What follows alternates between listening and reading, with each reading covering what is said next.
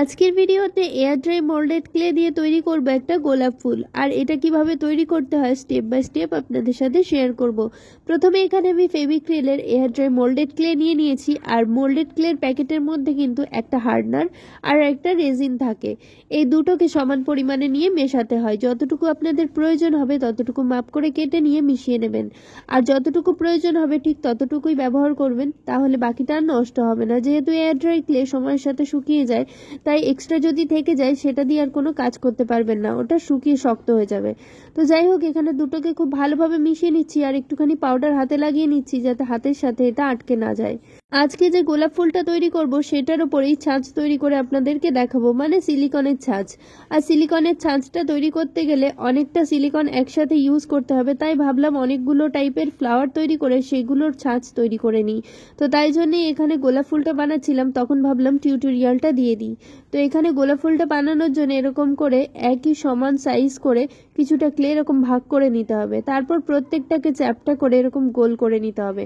আর এরপর আমি এগুলোকে মাঝখান থেকে অর্ধেক করে কেটে নেব। এর আগে একটা গোলাপ ফুলের টিউটোরিয়াল দিয়েছিলাম, কিন্তু সেটা অনেক ছোট ছিল সাইজে, আর সেটাকে আমি রোল করে তৈরি করেছিলাম, কিন্তু এটাকে কিন্তু রোল করে তৈরি করব না।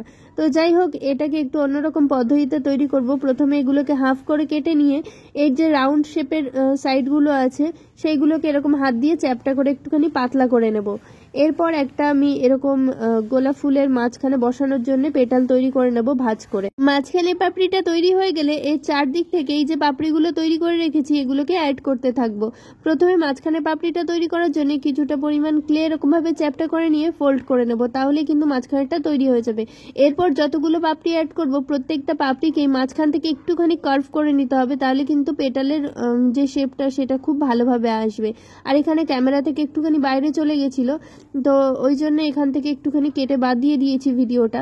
তো যাই হোক, এখানে আমি যে পাপড়িগুলো অ্যাড করব প্রত্যেকটাকেই দেখতে পাচ্ছেন একটুখানি করে আমি ভাঁজ করে দিচ্ছি, তাহলে কিন্তু দেখতে বেশি সুন্দর লাগবে। তো এবারে আমি পাপড়িগুলোকে কিভাবে অ্যাড করছি সেটা আপনারা দেখতে থাকুন। আর যারা আমার চ্যানেলের ভিডিও নতুন দেখছেন তারা অবশ্যই চ্যানেলটাকে সাবস্ক্রাইব করে পাশে থাকা বেল আইকনটা প্রেস করে দেবেন, তাহলে পরবর্তী ভিডিও নোটিফিকেশন আপনাদের কাছে সহজেই পৌঁছে যাবে।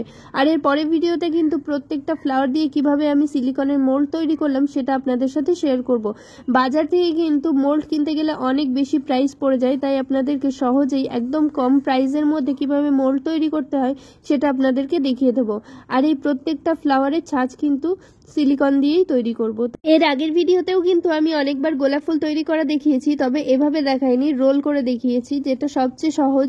তো রোল করা কিন্তু খুবই সহজ, মানে যখন আমি ক্লেটাকে চ্যাপটা করে গোল করে রেখেছিলাম তখন যদি প্রত্যেকটা গোল একটার সাথে একটাকে আটকে, মানে একটার উপর একটা বসিয়ে তারপর যদি রোল করতাম তাহলে কিন্তু গোলাপের মতো শেপ আসতো, কিন্তু এটা যেরকম সুন্দর লাগছে এতটা কিন্তু সুন্দর লাগতো না। অথবা যখন আমি হাফ করে কেটে রেখেছিলাম ক্লেগুলোকে, ক্লে দিয়ে যখন পাপড়ি তৈরি করার সময় হাফ করে কাটলাম, সেই হাফ কাটিং ক্লেগুলোকে যদি আমি পরপর বসিয়ে রোল করি সেক্ষেত্রেও কিন্তু গোলাপ ফুল তৈরি হয়ে যাবে, তবে এতটা সুন্দর দেখতে হবে না।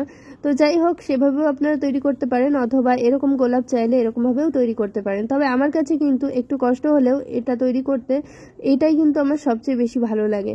তো এটা টিউটোরিয়াল দিয়ে দিলাম, আর পরের ভিডিওতে অবশ্যই সিলিকনের মোল্ডটা কিভাবে তৈরি করলাম দেখাবো, আর গোলাপ ফুলের মোল্ড থেকে কিভাবে ফুলটা তৈরি করছি সেটাও দেখাবো। আমি প্রথমবার এক্সপেরিমেন্ট করছি এটার ওপর, মানে মোল্ডের ওপর, তো জানি না কিরকম রেজাল্ট হবে, তবে যাই হবে না কেন সেটা আপনাদের সাথে অবশ্যই শেয়ার করব। তো পরবর্তী ভিডিওতে আবার দেখা হচ্ছে, ভিডিওটাকে একটা লাইক করে দেবেন।